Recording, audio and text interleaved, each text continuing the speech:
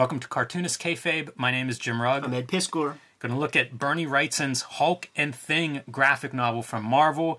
But before we do, Ed, tell us about Red Room. It's going to be coming out in May. Very soon. Yes, very soon, man. Still wrapping up a couple of inside cover gimmicks and stuff, man. But this is the cover for issue 1. Murder on the Dark Web for Fun and Profit. The lead is not buried. It's there on the cover, Jimmy. And thousands of people have pre-ordered these things directly from the Fantagraphics website. You can hit the link tree in the description below. Get there, get to my Patreon.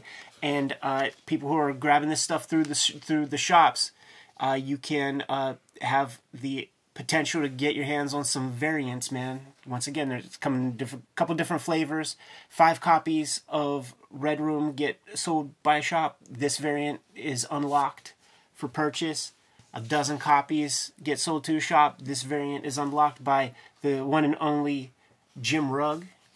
After Dan Clowes. After Dan Clowes, man. The 8-Ball 1 reference right there. Super freaking great. And people are like giving you so much credit for like creating a chick track. Yeah.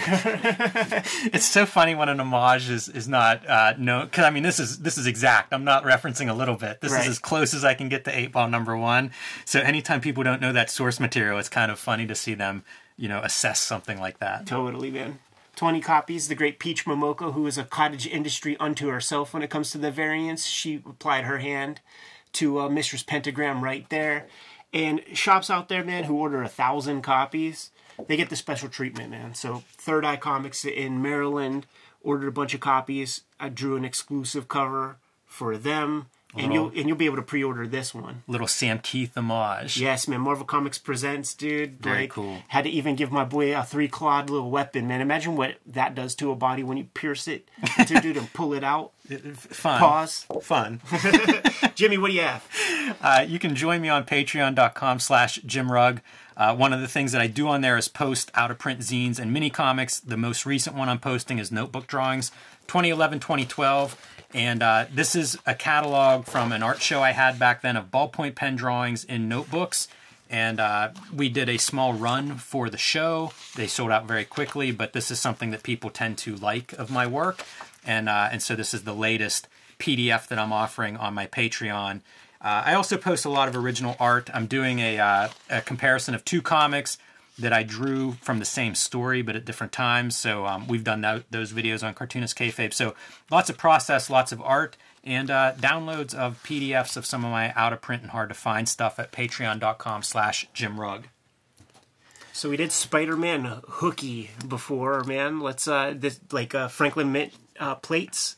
This is the next one in the set, man. Absolutely. Same kind of time period, same format, the Marvel graphic novels. I think this one's 1987, so really same time period and everything. Jim Starlin doing the writing on this one. Bernie Wrightson credited as the art.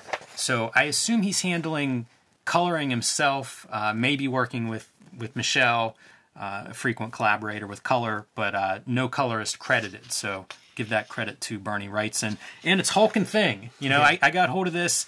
I was a big Hulk fan, one of the first comics that I read as a kid. And Thing was always the greatest person for Hulk to fight.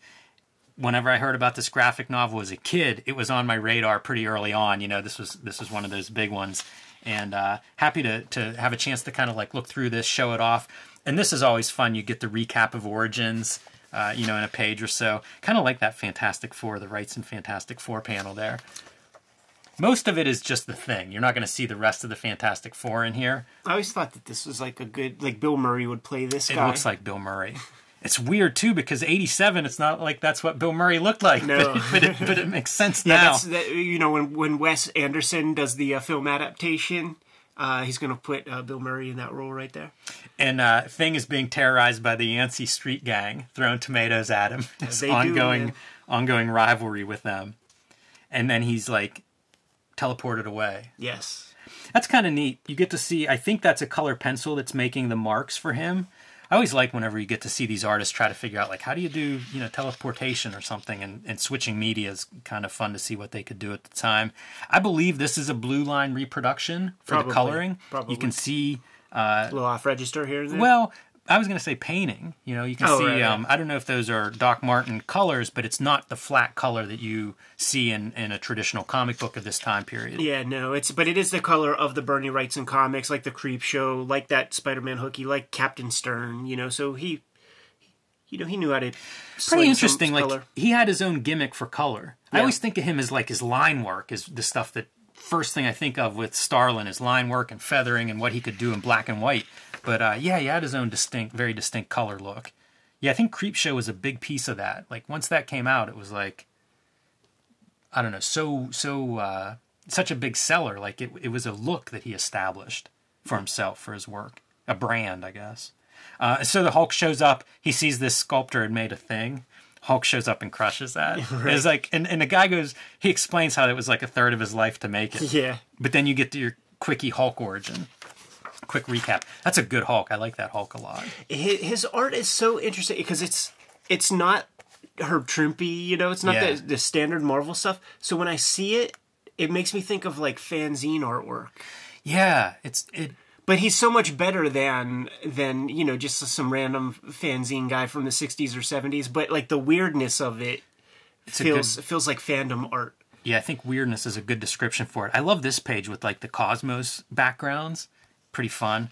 Little Starlin influence, possibly. A guy I associate with the cosmic art. This next page, man. But I love the This is weird to me, but I love it. You know, like, that's a weird choice, the way thing is cropped and foreshortened.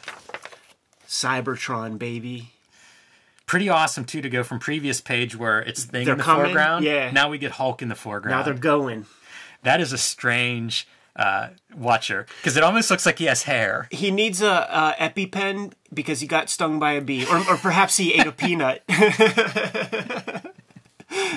There's something going on there, man. But dude, the perspective and no holding lines with black line, sprawling cityscapes, like this had to take forever. Yeah, it's really an interesting look. You see it on the edges, too, where like the little bit of atmosphere starts to go out into the space part.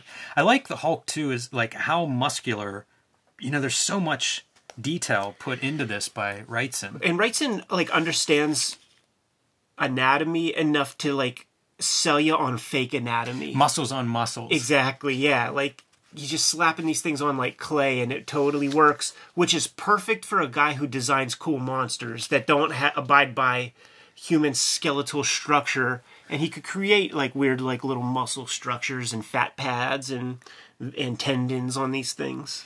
And this story feels like it's written just for a guy who is known for monster work. Yeah, totally. Like there's no story here. You get your two main monsters as your stars, and then you put them in this alien world where every character is a monster. This is the MacGuffin, like, Hulk and Thing are the MacGuffin to make it possible for Bernie Wrightson to get paid to draw the shit that he feels like drawing.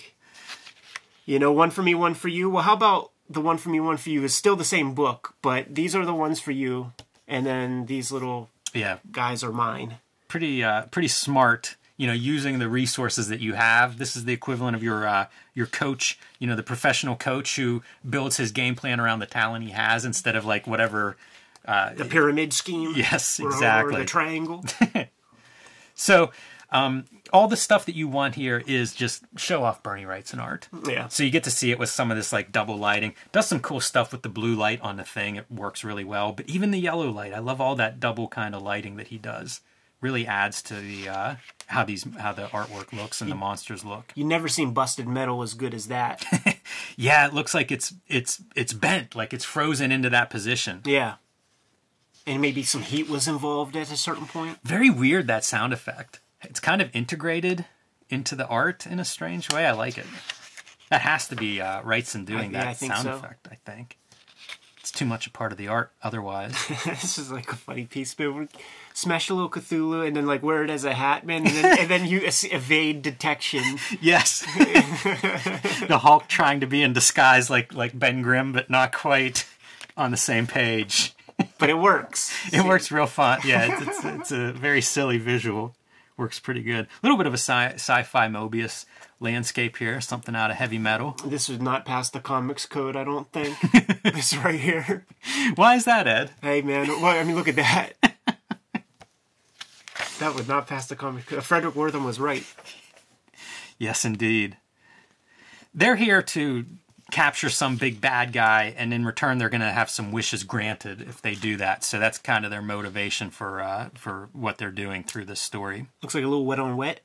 Yeah, big time. You know, just put the paint down when on a wet surface and let it do things. It's a terrific effect for an alien atmosphere. It is, man. If definitely feels noxious when you make it that kind of green. Yeah, and some of that wet on wet almost feels like algae or some sort of living organism like branching out. Yeah. I do like the color quite a bit. That's a good splat, right?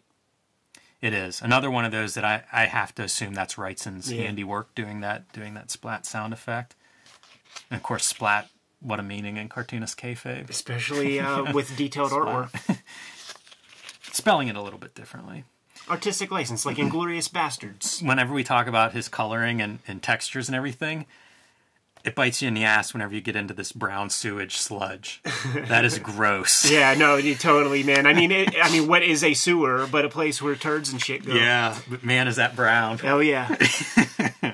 With color, which is like, you know, what was wrong with those guys? His hat starts to wake up, and Hulk knocks it out again. Another one of those fun Wrightson sound effects. I like this kind of lettering, too. Anytime a letterist will do this stuff to try to complement whatever's happening in the action and in the art.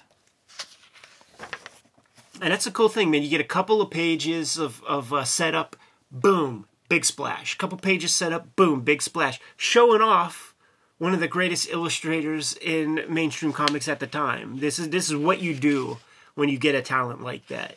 Yeah, absolutely. And Boom, they're continuing on their quest when they encounter this thing that looks like it's out of War of the Worlds or something. And at first it's kind of small and it's just viewing them, but as they become more aggressive, it kind of rises to the challenge. You can see claws forming on some of its appendages. Weird design, too. It has a little bit of like Warlock, the New Mutants Warlock. Yeah, like Wrightson's design sense is very Wrightson, but it's also... he's got a weird sensibility, you know? I think because he is such a drawer, he needs everything to make sense in some way. So, it's true, and a lot of Hollywood in him, like doing concept art and stuff where pre-CGI, it did have to work somehow. Totally, man. Had to be able to build it, had to be able to stand, move. Or not, if you remember when so. Louis Tully turns into that dog monster in Ghostbusters. That's just like a little statue sitting right there on the ground that growls and moving his head a little bit. I like the contrast, though. Like, we see stuff, you know, this octopus-looking thing's a monster, but then Hulk and Thing are monsters, but then this War of the Worlds creature, also monster, and totally different. Yeah, and you never see Wrightson really do, like, Techno Monster. Works good, too, on your page layouts. Now you're doing these tall vertical panels of this tall alien monster. Yeah, selling the scale. Yeah, making your page layouts fun and move. This feels like it's aimed at young readers. You know, compared to some of the stuff we look at from this time period, it feels like this is still squarely in the Jim Shooter age range kind, you know, for Marvel Comics. You know what I was going to ask you, man, is like, how did you even find this comic when you were a kid? It's a good question. I think Probably this a flea had market to be gimmick? Maybe, but it might have also been like an early comics shop experience. But it could have been a flea market. I don't remember specifically, but I mean, that was it. It wasn't coming off of my the magazine shop in town. Turn the page. I'm tired of this this robot guy. Look, more of those sound effects. Yeah. I didn't notice how many of those are scattered throughout this. You know, like all of these things look like they could be Wrightson's hand. Yeah, that one there, man. I mean, it's Wrightson, but that's like Spain Rodriguez type sound effect. This is a pretty good lighting effect where the lines are radiating out from a point. Yeah, nice dry brush. He's an ink slinger, man. Fun cartooning of like them ducking. He would do National Geographic, National Lampoon artwork. There's one of your splash pages, Ed. You're talking about have this monster designer show off a little bit. Bunch of monsters on a big full page. Yeah, that's a kind of splash that I imagine that he was thinking about, like, young Bernie Wrightson, like, gets to grow up and do this, you know? I hope so. I always like to believe that. A lot of emphasis on the shadows. That's what I'm saying. He's such a, like, legit illustrator that these the lines have to have like true meaning. It's never the graphic approach. It's always like rooted in physics. Yeah, it stands out to me because I'll notice sometimes in comics where like there's no attention to shadow and light. Yeah. So whenever it's there, like that's not typical. You'd think there'd be something they would stick to a little bit more, but they don't. Boom. How about that? That's a good-looking 2-page spread. Yeah, it is. Those monsters didn't last very long against Hulk and Thing. That's some of my favorite stuff, man. Whenever doing my little cups of coffee there, man, with the superheroes, dude, it's like one panel, set up, the next panel, the aftermath, and just like clothes turn to ribbons, junk like that. Reminds me a lot of Sam Keith, this version of the Thing. Like the shape, the double lighting, even the feathering a little bit on his trunks. Sure. And all the stalactites with their blue... That blue that's coming in from the side. It's all good. Good rocky textures. So I guess Banger's who they're looking for. And he has some of his, I don't know what you would call them, employees waiting at the door. Cool smash sound effect. A little bit of 3D. And there's your big, I guess, twist to this comic is that the big bad guy is part Thing, part Hulk. It's almost like the setup for when Savage Dragon and Megaton Man had to fight that big dude called Krag or whatever. I think that Don Simpson cribbed that. You know what, man? I think you're right. I did, yeah. That's the composition for sure. They got there a little quicker though. I think they were one page, and you get to punch him. In this case, they both take a shot. It doesn't work, and they're going to have to team up if they want to have any effect. Hulk's mother. That's the funny movie poster shot where you're looking through somebody's legs. But usually exploitation, it's a female. Exactly. But in this case, it's a monster with some stuff hanging down. Who knows what kind of gimmicks, man, are happening in those shadows? That's the real horror in the Bernie Wrightson comic. That is like, what goes in the there? Ultimate monster. Make sure you color those stalactites right. You want those things pointed down. So they team up together, of course. Big 2-page splash payoff. Oh man, the Rockers, dude, double punch. It's smashing time, Ed. Yeah, the Rockers indeed. I think this is how Marty and Sean found their name. So they did what they were supposed to do, and now they get 2 wishes. You know, Ben's thinking about what to wish for. One for himself and one for humanity. Maybe he'll wish to be back to be Ben Grimm. But Hulk speaks up a little bit too quickly. He wants something to eat and send him back home. That is not going to sit very well with your boy. But Hulk does get a bunch of hamburgers. So he's happy. Those are very boring looking. That's probably Hardee's burgers, man, with like no fuss or muss on it. Not even a piece of that like anemic white lettuce. They are very generic. Like Wimpy's. And look who's pissed off. This is what I thought this graphic novel was going to be, Hulk and Thing. I thought it was going to be those two fighting each other. Right. And a little bit disappointed that that's not what it turned out to be. But in hindsight, it's all right. They go on an adventure together. Yeah, hard to read. Not too into the story stuff, but visually stunning. Something cool on every page to look at. Yeah, it's cool to see Wrightson doing some of the mainstream stuff that he does. Batman Cult, I would put in that list of like kind of cool to see him tackling these traditional Marvel DC characters. Closer to the height of his powers, Batman would show up in the Swamp Thing comic, and right. That had to be an influence of guys like McFarlane with the Spawn cape and stuff, because that cape is 10 bolts of cloth long or whatever, big ass horns, very cool. Yeah, love the cover too. It's very simple, but this would be their rap album cover, dude. Dynamically in the camera, spitting rhymes and shit. Also impossible for me as a kid to try to draw this, like the hand, the fingers sticking out towards the viewer. And those kind of one of the toughest things to draw. With all the little, once again, the little fat pads and tendons. And yeah, they're so muscular looking. It's like the fingers have muscles. Yeah. Anyhow, you ready? Yeah, that's all I have on this. Well, one more piece. I like that the thing's busting up the logo as he's like punching out of that. It's frame. pretty weak sauce compared to like a Sam Keith on the Marvel Comics Presents or even a Steranko. Like that's definitely an afterthought, just drawn on top of. I think you're right about very that. Stagnant. But I always love whenever the figures interact with the logo somehow. Yeah, I'm on board with that. I think that's the weakest approach I've ever seen, actually. Anyhow, ready? Yes. All right, Kayfabers. Like, follow, subscribe to the YouTube channel. Hit the bell. We'll notify you when new vids are available. Jimmy, what do you have? Patreon.com/JimRugg, where you can find some of my out-of-print zines and mini comics, lots of my original art and comics and thoughts on making comics. Patreon.com/JimRugg. Patreon.com/HeadPiscor is where I'm serializing the Red Room comic strips before they hit the streets in their print edition. It's going to start coming out monthly in May. Murder on the Dark Web for Fun and Profit. All these links to pre-orders to the Patreon, you can find in my link tree in the description below. You can subscribe to the Cartoonist Kayfabe e-newsletter at the links below this video to keep up with everything we have going on. You can also find Cartoonist Kayfabe t-shirts and merchandise at the links below this video. Jimmy, give him one more set of marching orders, man. We're going to be on our way. Read more comics.